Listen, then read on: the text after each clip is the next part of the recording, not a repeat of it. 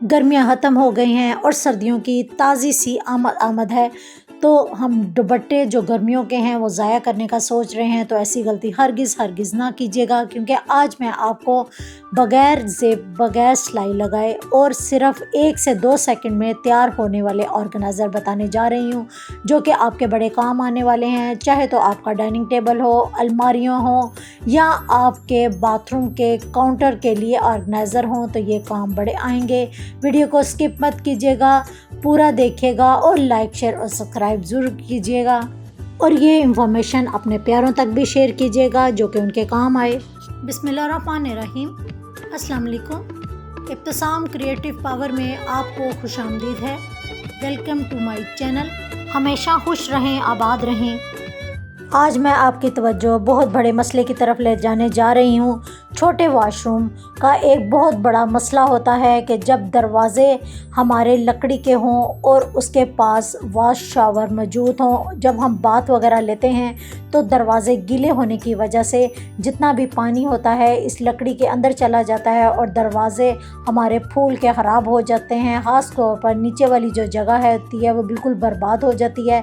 तो 2 नेल हम ऊपर की तरफ लगा देते हैं, जहाँ तक पानी हमारा जाता है उसकी ऊंचाई पे मैंने नेल लगा दिए हैं। एक मैंने स्प्रिंग जो है वायर ली है और उसको मैंने इसके अंदर इस पैमाइश से लगा दिया है।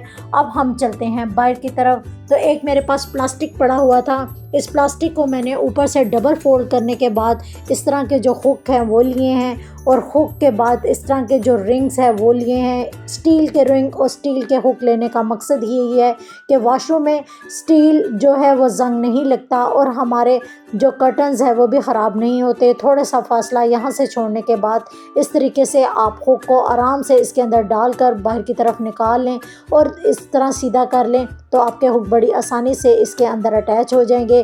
इस तरह थोड़े थोड़े फासले से आप ये हुक लगाते जाएं। इन हुक का सबसे बड़ा फ़ायदा आपको बताती हूँ, क्योंकि ये कि वॉशरूम के कर्टन है और हमें उतारना भी इनको पड़ता है, तो इस तरह खींचने पर ये हुक आराम से उतर भी जाएंगे और लगाने पर दोबारा से आप इन हुक को ऐसे लगा भी सकते हैं। तो इस तरह आपके कर्टन में सुराख भी नहीं होंगे और रिंग को आप इस तरीके से तार में आराम से डाल सकते हैं। जैसे मैं डाल रही हूँ सेम इसी तरीके से रिंग को इसके अंदर डालें और दूसरी साइड से जो गोल हुक लगा हुआ है उसको आप नेल के अंदर डाल दें, तो आपकी जो वायर है बड़ी आसानी से इसके ऊपर अटैच हो जाएगी। ऊपर वाली जो हैंगिंग स्टिक्स होती हैं वो भी आपकी काबिल इस्तेमाल हो जाएंगी। इस तरीके से कर्टन को लगाना कितना आसान हो गया। कर्टन को मैंने तमाम हुक के अंदर डाल दिया है। रिंग इसके देखें इतनी लंबाई ही रखें जितने आपके कर्टन्स की जो है दरवाज़े तक लेंथ आ जाएगी। वॉशरूम का अब दरवाज़ा हमारा आसानी से खुल भी रहा है, बंद भी हो रहा है, और बाथ लेने के बाद जो पानी इसके ऊपर आएगा वो कर्टन गीला होगा, दरवाज़ा गीला नहीं होगा। तो अब हम बेफिक्र हो जाते हैं। कितनी मेहनत करने के बाद हम इतने अच्छे DIY बनाते हैं ग्लू गन से, लेकिन क्या होता है ज़रा ठोकर लगी नहीं तो DIY हमारा इस हालत में आ जाता है। लेकिन आज हम इसको मजबूत करने जा रहे हैं। किस तरीके से करेंगे? तो DIY को मैंने इस तरीके से तारों के साथ मजबूत कर लिया है। इस हुक को भी मैंने ग्लू गन लगा के बिल्कुल फिक्स कर दिया है।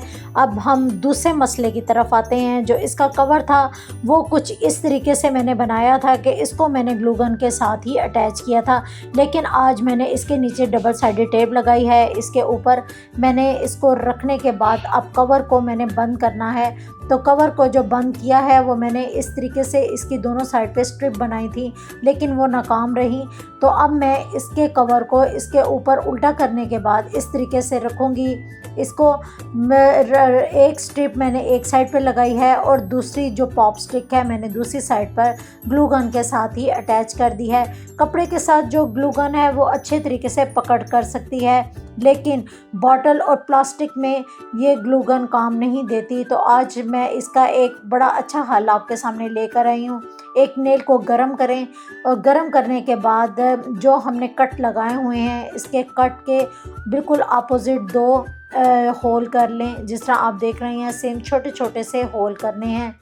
दोनों साइडों पर मेरे होल हो चुके हैं। अब बिल्कुल अपोजिट साइड पे भी मैंने दोनों तरफ होल कर दिए हैं। 0 नंबर वायर लें, इसको डबल करें और अंदर हाथ लाते हुए दूसरी साइड से जिस तरह हम एक स्टिच लगाते हैं सेम इसी तरीके से इसको वायर दोनों साइडों पर निकाल लें।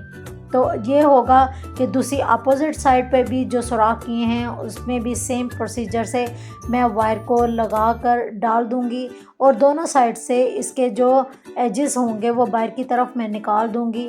अब जो मैंने ऊपर वाला इसका कवर लैंप का बनाया था उस पर मैंने पहले एक स्ट्रिप लगाई हुई थी। अब बॉटल को उल्टा करने के बाद थोड़ी सी ग्लू गन गर्म करके इसके ऊपर लगा रही हूँ। ग्लू गन मैं रॉड के साथ इसलिए यूज़ नहीं कर रही क्योंकि ज़्यादा से ज़्यादा जो ग्लू गन है रॉड पे गर्म करने से वैसे ही वेस्ट हो जाती है जो कि बहना शुरू कर देती है। मुझे बिल्कुल थोड़ी मिकदार में गन चाहिए थी इसलिए मैंने इस तरीके से इसको लगाया है और दोबारा से इसको टर्न करने के बाद मैंने ट्विस्ट कर लिया है। अब एक्स्ट्रा जो वायर है वो मैं प्लास की मदद से कट कर लूँगी। दूसरी साइड से भी सेम प्रोसीजर के साथ मैं जो पॉप स्टिक है वो ग्लू गन के साथ अटैच कर रही हूँ और ऊपर इसके मैंने वायर लगा कर इसको भी ट्विस्ट कर लिया है। अब लैंप जो है मेरा बिल्कुल अच्छे तरीके से इसकी शेड के साथ अटैच हो चुका है।